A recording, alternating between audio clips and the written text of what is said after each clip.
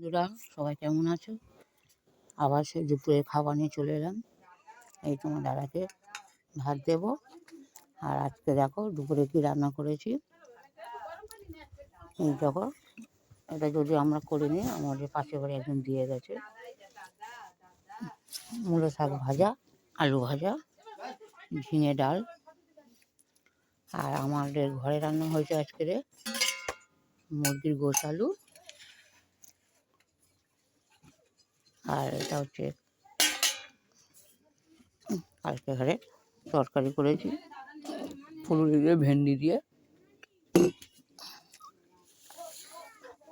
টমাটার আগে তো দিয়ে দিই শাক ভাজা